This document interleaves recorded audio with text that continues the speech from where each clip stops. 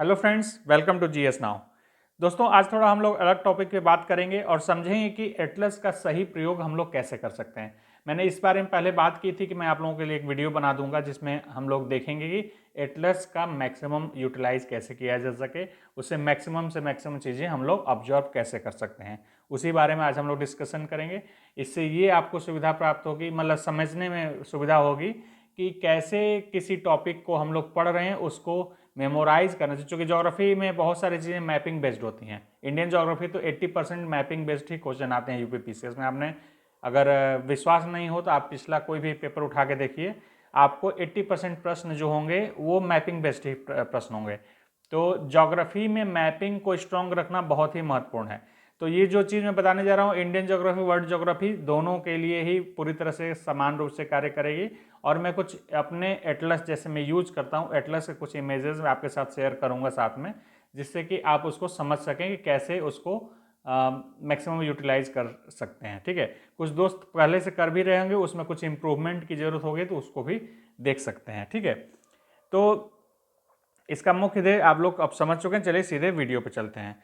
देखिए, एटलस प्रयोग करने का सबसे बढ़िया तरीका है कि एटलस पे ही आप कुछ नोट करते हैं। जैसे किसी भी बुक से पढ़ रहे हैं, जैसे कि आप लोग इंडियन ज्योग्राफी या वर्ल्ड ज्योग्राफी जो पढ़ते हैं महेश कुमार वर्णमाल के, या फिर एनसीईआरटी से ही पढ़ रहे हैं, कहीं से भी पढ़ रहे हो, या कोई नोट्स ही हो, मार्केट से आपने कुछ नोट्स से उठाए हुए हों, तो उसको क्या करना है कि, या आपने खुद भी नोट्स बनाए हों, जो भी हो सकता है, उसको करना क्या है कि आपको जब एटलस में के साथ उसको पढ़ते जाएंगे।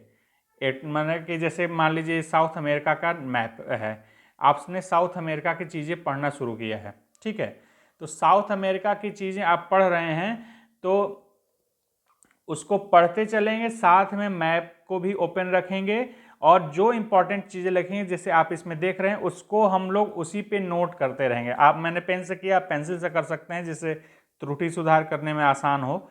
तो आप उसको मैप पे ही नोट डाउन करते चलेंगे। इससे क्या फ़ायदा आपको होगा कि फ्यूचर में जब आप दोबारा मतलब कभी भी आएंगे तो बार बार वो सारी चीज़ें आपको पढ़नी नहीं पड़ेंगे। मोस्ट इंपॉर्टेंट चीज़ें आपको आपके मैप पे दिखेगी वहीं पे। ठीक है, इसके अलावा ये भी एक फ़ायदा होगा कि आप किसी हफ्ते में 2 दिन या 3 दिन या रात को सोते समय आप बस 5 मिनट एटलस उठा के सोने से पहले 5 मिनट ऐसे ही बस देख लिया आपने। ठीक है, उससे क्या होगा कि बार बार आप देखते रहेंगे, वो चीज़ें मेमोराइज होती रहेंगी।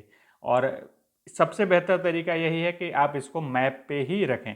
कुछ उदाहरण मैं दिखा देता हूँ। जैसे कि मैंने कुछ कुछ जैसे ये साउथ अमेरिका का पूरा मैंने मैपिंग किया हुआ है। मैं एक वीडियो भी अब इसके आगे जो वीडियो आने वाले हैं वो सारे पांचों मतलब सारे कॉन्टिनेंट के मैं मैपिंग कराने वाला हूँ। तो सारी चीज़ों को मैं डिटेल से कराऊंगा, पूरा उसका मतलब फिजिकल एलिमेंट भी बताऊंगा और जो क्वेश्चन जहाँ से उठते हैं वो भी बताऊंगा। बहुत ही बेहतरीन मैं अपनी ओर से प्रयास करूंगा कि वो आप लोगों के बेहतर से बेहतरीन वीडियो आपके लिए हो सके।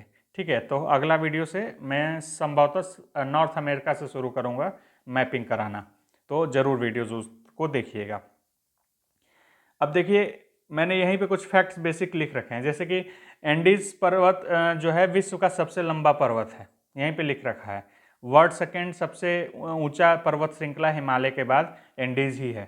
तो ये सब बेसिक बहुत छोटी छोटी चीज़ें हैं जो आपको भूलना नहीं चाहिए। अब देखिए, प्लेटियो ऑफ माटो ग्रासो का जो है, ग्रासो का है, वहाँ पे लॉ अयस्क पाया जाता है। ये चीज़ यहीं पे नोट है।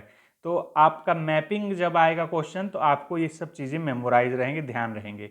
ठीक है, सेल्वास जो है विषुवत-रेखीय वर्षा वन है। ठीक है, वो देखिए यहीं पे मैंने लिख रखा है। ठीक है, सर्वप्रथम रबर की खोज यहीं पे हुई थी।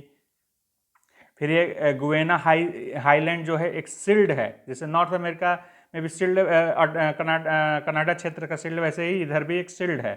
तो ये सब चीज़ें आपको, छोटी छोटी चीज़ें आपको ध्यान रखने के लिए, क्योंकि बार बार आप इसको बुक से पढ़ना बहुत ही कठिन हो जाएगा। ठीक है, जैसे पेटागोनिया प्लेटू में खनिज भंडार हैं बहुत ज़्यादा, ये आपको ध्यान रखना चाहिए। उससे आसपास से रिलेटेड से आ गया पेटागोनिया डिजर्ट का, तो खनिज से रिलेटेड कोई क्वेश्चन आ गया तो आपको एक अंदाज़ा लग सकेगा कि यहाँ पे खनिज बहुत ज़्यादा मिलते हैं, तो यहाँ का आंसर ये हो सकता है। ठीक है, इसी तरह अगले हम लोग मैप पे चलते हैं उदाहरण के तौर पे ही। जैसे ये नॉर्थ अमेरिका का मैप है। अब मैंने इसमें भी बहुत सारी चीज़ों को जो जो मुझे इंपॉर्टेंट लगती हैं, देखिए एक और चीज़ मैं आप लोगों को बता दूँ, जो मैं मैप यूज करता हूँ वो 2 मैप यूज करता हूँ। मैं इंडियन ज्योग्राफी के लिए आप कोई भी कर सकते हैं, मैं अपना बता रहा हूँ, ऑक्सफोर्ड का यूज करता हूँ, ऑक्सफोर्ड यूनिवर्सिटी का आता है। और दूसरा जो वर्ल्ड ज्योग्राफी के लिए मैं करता हूँ वो ओरिएंट ब्लैक स्वान का है।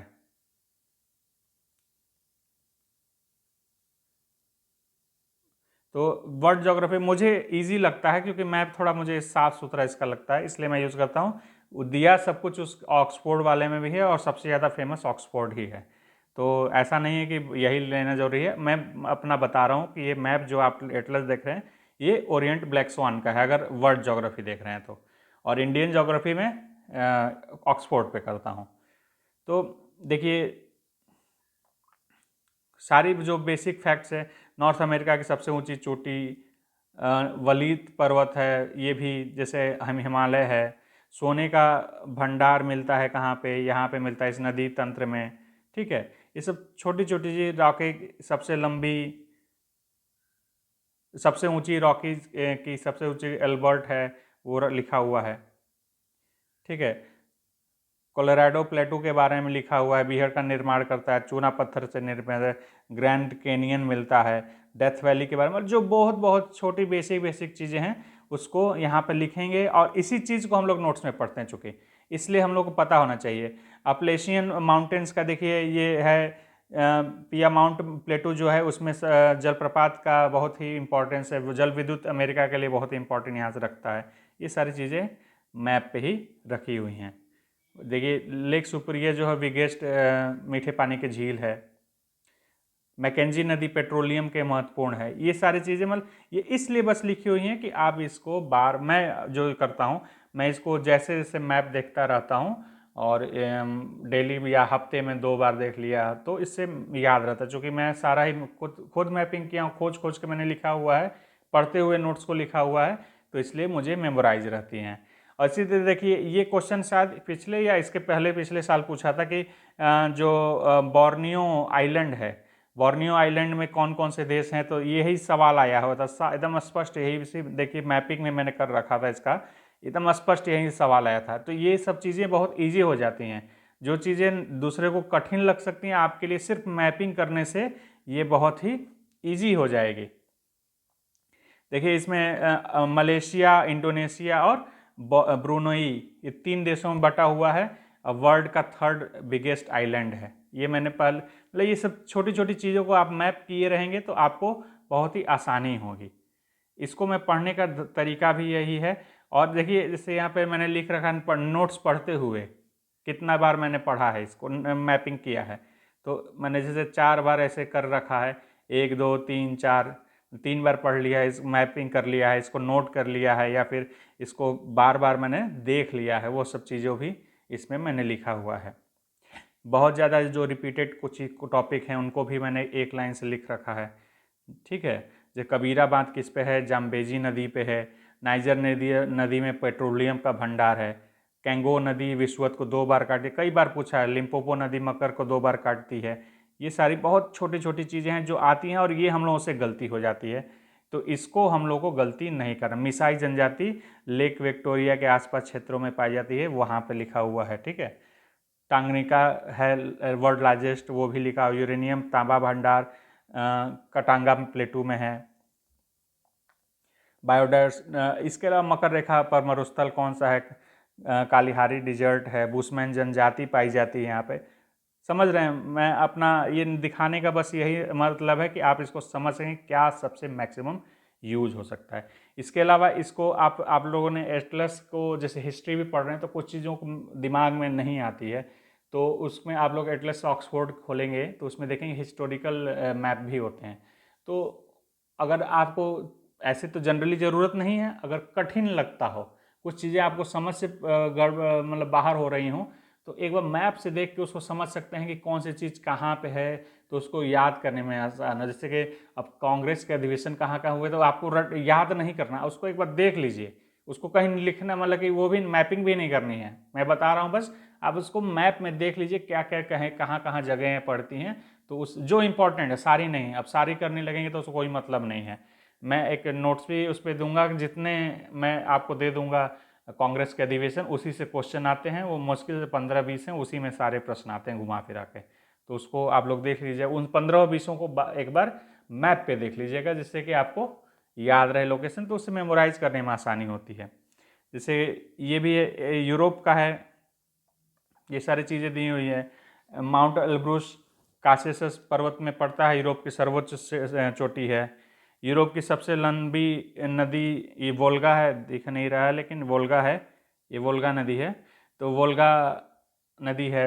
ये सब चीज़ें छोटी छोटी हैं, लेकिन आपको ध्यान, जैसे वॉस्गेस है पर्वत, माउंट फॉरेस्ट है, उसके बीच में राइन नदी रिफ्ट वैली से गुजरती है।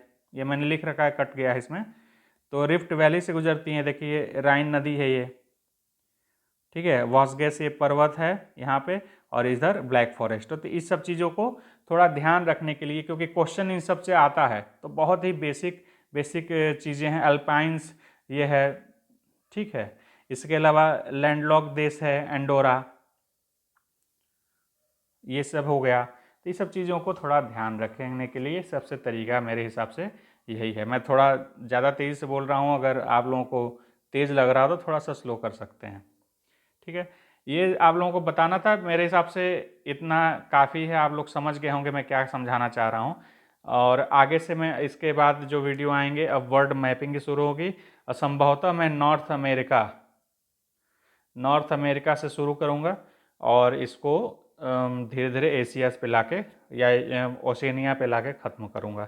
तो आगे देखते रहिए वीडियो। अगर ये वीडियो आपको पसंद आया हो तो ज़रूर इसको लाइक करें, शेयर करें। मेरे ये तरीके आपको अगर यूजफुल लगे हों तो इसको ज़रूर इम्प्लीमेंट करें, आपको ज़रूर, हमको लगता है इससे फ़ायदा होने वाला है।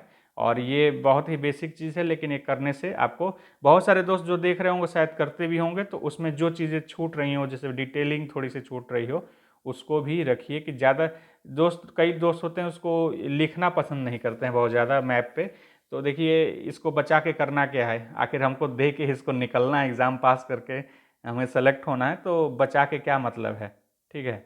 तो मेरे हिसाब से बुक पे लिखना कोई प्रॉब्लम नहीं है, इससे थोड़ा सा हमारा समय बच जाता है। अब अलग से नोटिंग करें, इससे अच्छा है कि मैप पे ही सबसे बढ़िया।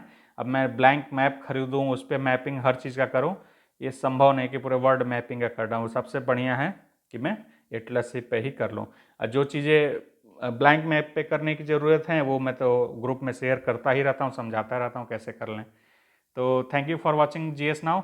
और अगर वीडियो पसंद आया तो लाइक करें, चैनल को ज़रूर सब्सक्राइब कर लें, और अगले वीडियो में मिलते हैं। Thank you, take care.